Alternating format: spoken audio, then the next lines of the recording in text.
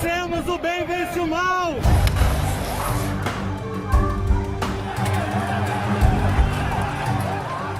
Dois anos atrás, no dia 8 de janeiro de 2023, o Brasil assistia a um dos episódios mais marcantes da história recente do país: a invasão e depredação das sedes dos três poderes em Brasília. Revoltados com a derrota nas urnas, bolsonaristas pediam o cancelamento das eleições, intervenção militar, a volta do AI-5 e o impeachment do ministro do STF, Alexandre de Moraes. Mas uma pergunta ficou sem resposta: quando exatamente começa o movimento golpista que culmina com os atos do dia 8 de janeiro? Tomamos o STF, tomamos o Congresso, o Palácio do Planalto. Vai proteger? Vai proteger nós, a polícia!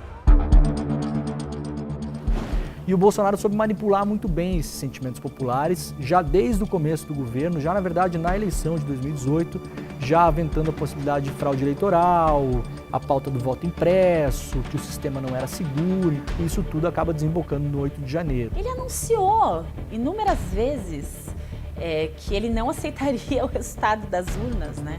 Isso já é um processo de tentativa de golpe, isso já estava ali colocado por ele o tempo todo, reafirmado. Só digo uma coisa, só Deus me tira da cadeira presidencial. E me tira, obviamente, tirando a minha vida. Quem estava observando e prestando atenção não tinha nenhuma dúvida que havia a construção de um golpe. Isso aparecia na fala do Bolsonaro para os diplomatas que ele convocou, aparecia no general americano que veio ao Brasil meses antes da eleição dizer que os Estados Unidos não aceitariam um golpe. Por que um general americano tinha que dizer isso, né? E isso vai sendo gestado pelo discurso do Bolsonaro ao longo dos anos e se intensifica no período da presidência da República. Tem essa manifestação desde a posse do ex-presidente. Essa é a nossa bandeira, que jamais será vermelha. Só será vermelha se for preciso o nosso sangue para mantê-la verde e amarela. Nós temos depois as manifestações que ele chama para o 7 de setembro. Dizer a você que qualquer decisão do senhor Alexandre de Moraes, esse presidente não mais cumprirá. O que para a gente é sem precedentes é, por exemplo, um presidente da República chegar ao nível de pedir o impeachment de um dos integrantes da corte. Apareceu na reunião, né, claramente na reunião ministerial pré-eleição, que já foi uma ação do Supremo de revelar a dinâmica do golpe. Nós sabemos que se a gente reagir depois das eleições, vai ter um caos no Brasil. Vai virar uma grande guerrilha, uma fogueira no Brasil. Depois do processo eleitoral, a gente se recorda que o presidente ficou em silêncio, o presidente Bolsonaro. E a gente assistia aquilo de uma forma muito diferente do que nós vimos nos outros anos recentes da política brasileira, né? Com transição de governo pacífica. E nos últimos meses, pós-eleição já, quando ele não reconhece a vitória do presidente Lula, fica sumido das últimas cerimônias do governo, e ali agora o que a gente sabe é que o que eles estavam planejando, construindo, detalhadamente, inclusive imprimindo, era um plano para dar um golpe que previa até assassinato. Investigações recentes da Polícia Federal trouxeram à tona elementos que ajudam a montar o quebra-cabeça da tentativa de golpe que aconteceu no Brasil no final do mandato de Jair Bolsonaro. Eu creio que pela primeira vez na história um inquérito se aprofundou tanto nessa temática e permitiu, eu diria até infelizmente, nos mostrar o quanto nós, em que momento até nós chegamos e o quanto que estávamos de fato muito próximos a um golpe de Estado. A operação contra-golpe da Polícia Federal mostra que a ideia era evitar que Lula e Alckmin assumissem o governo. Esses detalhes, a riqueza de detalhes nas mais de 800 páginas desse relatório final, e esse é só o relatório, o inquérito tem milhares de outras páginas, sinalizam, e talvez mais que isso, né, apontam com muita firmeza a conclusão de que um golpe de Estado gestado por pessoas que deveriam defender o Estado e defender a democracia participaram de forma tão vexatória, até eu diria. Mesmo a gente tendo vivido tantos absurdos no governo Bolsonaro, ainda assim é muito impactante essa informação, né, de que isso foi tão planejado, orquestrado. A tentativa de me envenenar, eu e o Arco, não deu certo, nós estamos aqui. Era uma intervenção, de fato, inconstitucional no Estado brasileiro. E durante todo esse tempo, quando essas conversas acontecem, o Bolsonaro está presente e inflamando essas conversas. Em algum momento, ele percebe, e algumas outras pessoas percebem, que isso tem uma chance de não dar certo. O plano golpista, intitulado Punhal Verde e Amarelo, incluía o uso de armamentos extremamente letais e artefatos explosivos e tinha a participação de militares com formação em forças especiais, os chamados Kids Pretos. E os Kids vão ser acionados dentro desse raciocínio para botar em prática um plano que seria no dia 15 de dezembro de 2022 para sequestrar, prender e aí envenenar, jogar bomba. Essas pessoas vão ser investigadas. Um general da reserva está preso, outro militar já foi condenado. Isso não significa que a instituição inteira estivesse contaminada. Sempre houve grupos que se articularam dentro do Exército, grupos de poder e grupos que tinham interesse em subverter a ordem. Faltou basicamente ali uma assinatura, um sim, quer dizer, o golpe estava pronto, estava articulado, faltou alguém que, como se fosse antigamente, colocasse um tanque na rua. Foi assim em 64. Como é possível um golpe nesse momento? Não são tanques, cavalaria, vai ter ocupação de instituição de senadores, quer dizer, tudo isso parecia muito datado, né? Isso parecia assim anos 60. E quando a gente faz uma linha do tempo da história do Brasil, essa é a gente que estava nos porões na ditadura militar. É o grupo político que torturou pessoas e que nunca escondeu isso e que defendeu o torturador. Pela memória do coronel Carlos Alberto Brilhante Ustra, o pavor de Dilma Rousseff. O que nós fizemos para permitir que isso acontecesse? O que nós devemos fazer para que se evite isso? Eu acho que a politização das Forças Armadas e da polícia é muito ruim para o sistema e, de alguma forma, é a causa deste fenômeno que ocorreu. Tenderia a ser um golpe com requintes de profunda violência e de sangue derramado de brasileiros. Nós vamos regularizar o 8 de janeiro, nós vamos normalizar a cadeirada, nós vamos normalizar tanques na rua, a gente vai normalizar os discursos de ódio. Se a invasão americana já foi patética, a nossa tinha potencial para ser em dobro. E ela foi, né? Gente que estava defecando, gente pegando ornamentos e destruindo obras de arte, que seria só cômica se não fosse trágica também. Senhores, o presidente acabou de decretar intervenção militar. Vamos lá, vamos salvar o Brasil. É selva! Opa, selva! Essa sombra do golpe, ela já estava presente há muito tempo, né? Falava-se muito disso, havia muitas indiretas, uma comunicação truncada, umas ameaças veladas. Tem como só esperar acabar aqui essa rodada que o jogo tá bom a beça. Esperar o quê? Vamos salvar o Brasil, vamos tomar o poder, minha gente. Vamos lá! O inquérito da PF aponta que a disseminação da narrativa golpista mantinha os acampamentos mobilizados. 2 de janeiro de 2023, 64º dia, em frente ao Comando Militar do Sudeste, em São Paulo. Vocês não percam a fé. Não. Lá na frente é só o que eu posso falar para vocês. O presidente dava umas mensagens cifradas ou alguns dos seus assessores falavam esperem, ou vocês têm que fazer algo, coisa do gênero, e que ninguém sabia exatamente o que era. O Bolsonaro contribuiu para isso, ao não desmobilizar essa gente, né? Contribuiu fortemente. Em 7 de janeiro de 23, provoquei uma reunião com a Secretaria de Segurança Pública aqui do Distrito Federal e lá expus claramente de que aquele movimento precisava ser contido. Hoje nós sabemos, né? Passado o tempo nós sabemos. Havia um plano de golpe estruturado que tinha contato com os acampamentos bolsonaristas e que alimentava a esperança bolsonarista no golpe e na ditadura do seu Jair Bolsonaro. Eu mandei um ofício para o ministro da Justiça, que mandou para o governo do Distrito Federal, exatamente nesses termos, pedindo para que as forças de segurança do GDF impedissem essas pessoas de sair, porque caso saíssem lá dos acampamentos, eles iriam, isso está escrito no dia 7, invadir o Supremo, o Congresso e o Palácio do Planalto. Essa coisa de criar uma instabilidade do processo democrático, ele automaticamente criou um colchão de condições para que um movimento mais extremista brasileiro chegasse ao que nós acompanhamos no 8 de janeiro. Os atuais movimentos populares são fruto de indignação e sentimento de injustiça de como se deu o processo eleitoral. Para fora desse grupo de identificação, qualquer um pode ser o comunista a ser abatido. Essa é a lógica de guerra.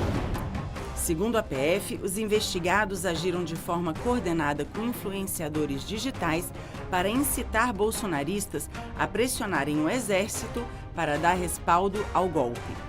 Mas Kid Preto, por favor, o senhor tem que dar uma forçada de barra com o alto comando, caramba, com o General Freire Gomes, com o General Paulo Sérgio. Nem que seja para divulgar e inflamar a massa. Talvez seja isso que o alto comando, que a defesa quer. O clamor popular, como foi em 64. Precisamos clamar ao general Freire Gomes. Eu posso falar que ele é a peça fundamental para que tudo aconteça. Grupos organizados na internet. Alta idealização, paranoia, né? A paranoia é fora do nosso grupo. Existe um grande mal que está destruindo a civilização. Gente, faz anos que a gente está pedindo intervenção militar. Agora que rolou, vamos lá, pô. Pra mim era mais um grito de guerra, assim, feito a gente gritar: selva! A gente quer ir pra selva? Não quero ir pra selva. Tu quer ir pra selva? Tu quer ir pra selva? Deus me livre. O humor vai lá e joga um holofote na cara daquilo. Ele tira a roupa do rei. Ele deixa o rei nu. Ele mostra o problema ali. E esses vídeos, especialmente sobre a tentativa de golpe, certamente bateu em alguém que queria fazer e que mudou de ideia vendo aquilo. Falou assim, realmente é muito ridículo, né?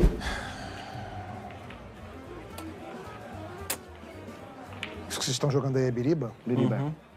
Pessoas que ocuparam o poder e que chegaram ao poder legitimamente, eu não estou questionando as eleições, passaram a usá-lo para o abuso, chegando mesmo ao ponto de imaginar que, perdendo a eleição, não estavam obrigados a deixar o poder.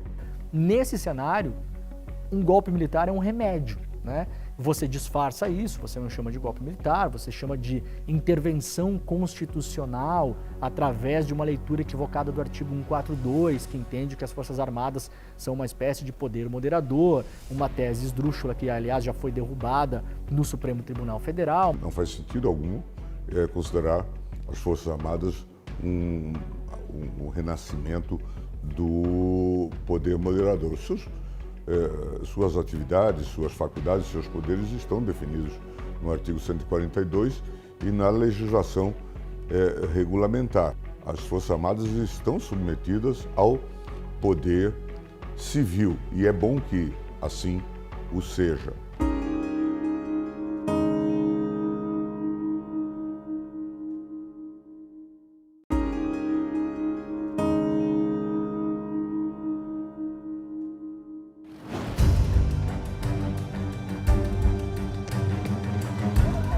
Em maio de 2023, o Congresso instalou uma CPI sobre o 8 de janeiro. 5 meses depois, 61 pessoas foram indiciadas, incluindo Bolsonaro e 5 ex-ministros, todos acusados de tentativa de golpe de Estado. A CPMI deu uma grande contribuição para o Brasil. Nós tivemos aqui mais de 2.000 presos, nós temos agora vários condenados, né, centenas de condenados, com condenações que chegam a 17 anos, e nós tivemos a inelegibilidade do ex-presidente da República. acabou de ter agora aqui um senhor que veio e ateou, não é, uma bomba no próprio corpo, né? Então, assim, a gente não pode dizer que estamos resolvidos a situação.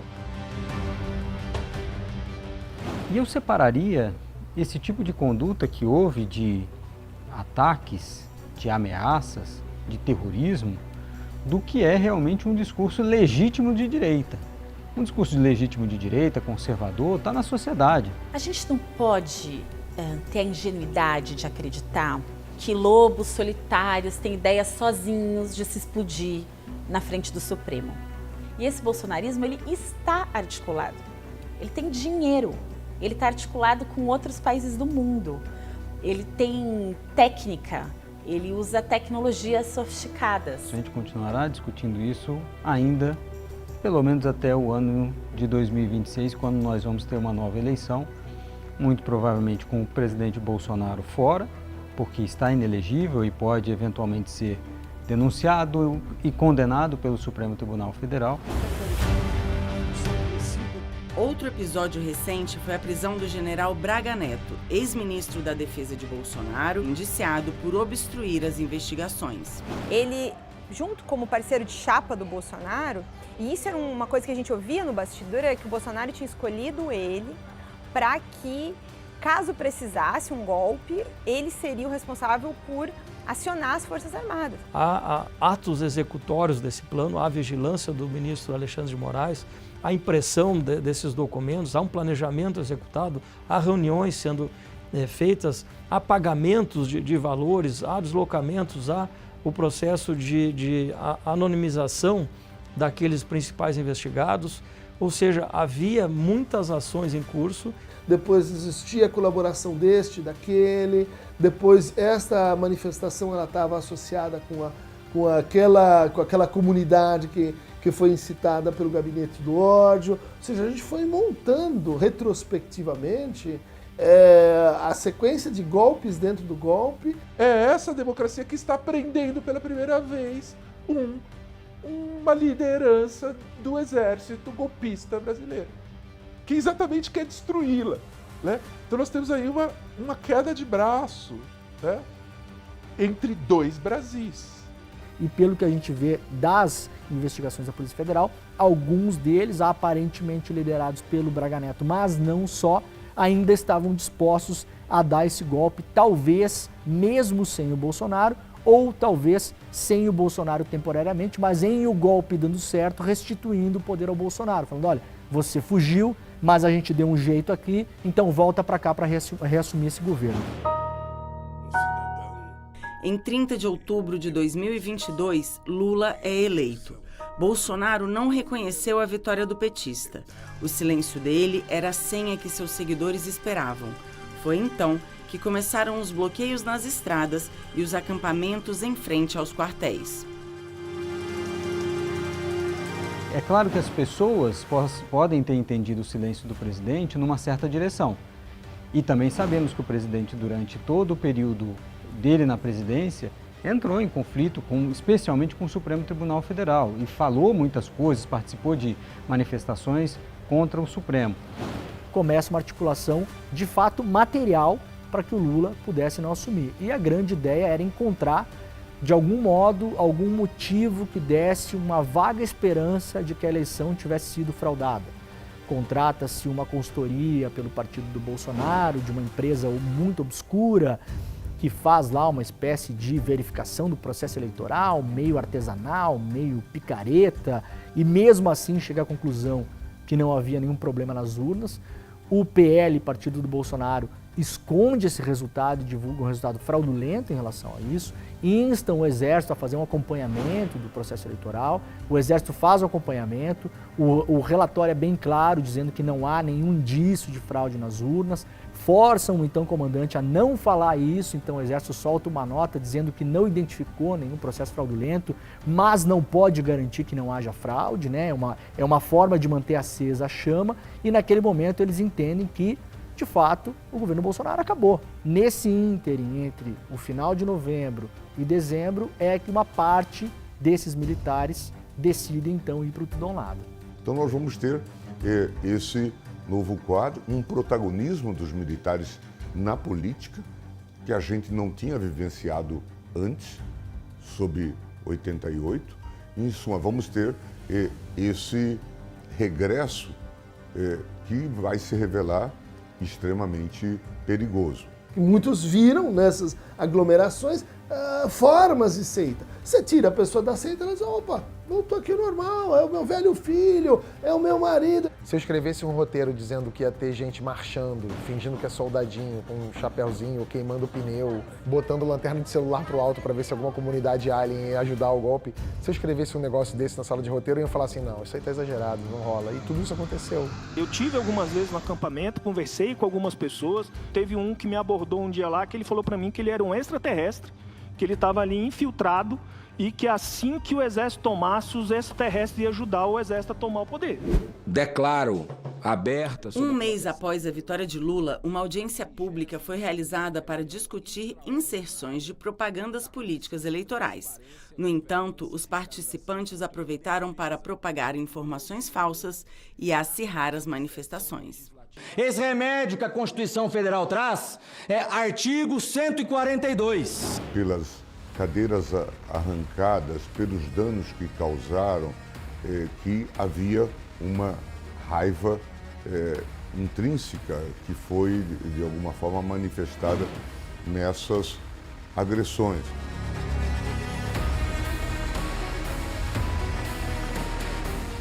O ódio maior era externado ali em relação ao Supremo. Olhar o Supremo Tribunal Federal como inimigo porque ele era capaz, e tem certa função nesse sentido, função constitucional, de impor limites a qualquer ação de governo que seja contra a Constituição.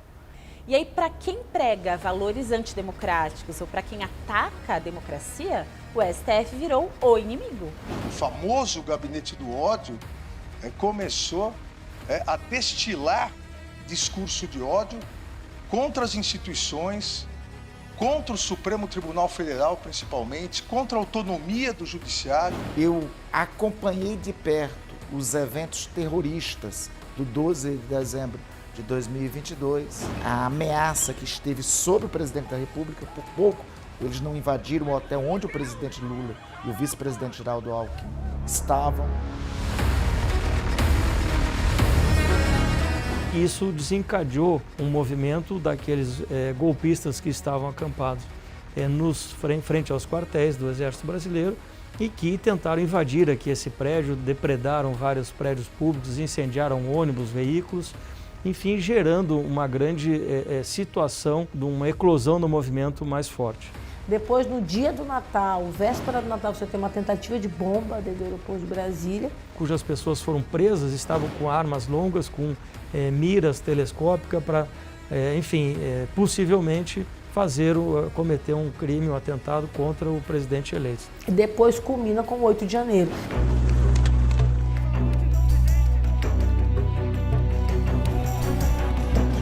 Às vésperas da posse de Lula, Bolsonaro viajou para os Estados Unidos, contrariando o rito democrático ao se recusar a passar a faixa presidencial.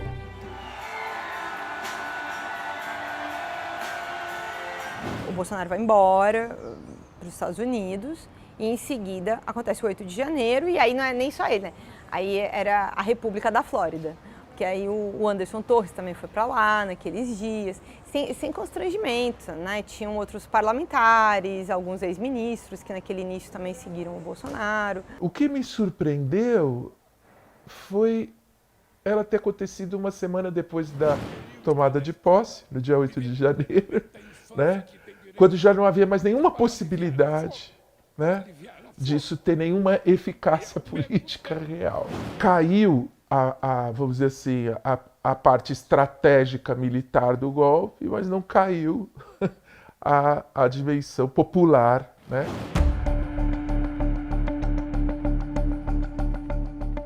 Eu imaginava que pudessem organizar algo para o dia da posse. Meu receio era esse.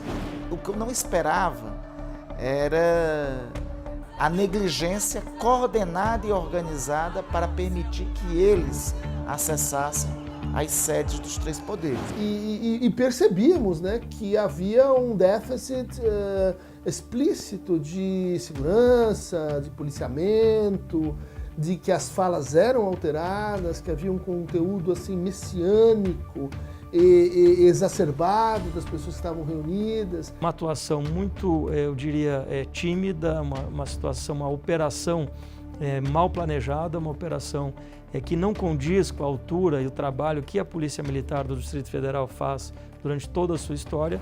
Eles partiram para o ataque. Se alguém com poder de tropa decide colocar uma tropa na rua, seja em Brasília ou em qualquer outro lugar do país, poderia gerar um impasse democrático. Isso não aconteceu porque havia pessoas ali dentro que tinham noção e não se dobraram aos interesses de uma minoria golpista. Na hora H, o Exército e a Aeronáutica não assinaram o contrato do golpe. Eu sabia que eles não aceitariam pacificamente o resultado das eleições de 30 de outubro de 2022. Eu fiquei estarrecida, eu levei minutos para acreditar no que eu estava vendo, porque a imagem era uma imagem avassaladora, uma multidão de gente aqui dentro do prédio, subindo a rampa do Congresso Nacional. Como se uma fotografia ou um filme da minha vida tivesse sido rasgado, né? Foi a sensação que eu tive. Estava rezando assim para ninguém botar nenhuma tropa na rua, porque aquilo poderia ser a fagulha que faltou. A essa altura não tem nenhuma alternativa para eles senão serem presos. Sou contra a anistia. Há certos valores com os quais a gente não pode brincar. Enquanto a gente não responsabilizar os militares pelos crimes que eles cometem, eles vão repetir e repetir e repetir. Precisamos cuidar, precisamos estar vigilantes todo o tempo para que as instituições sigam fortes e que a democracia seja preservada.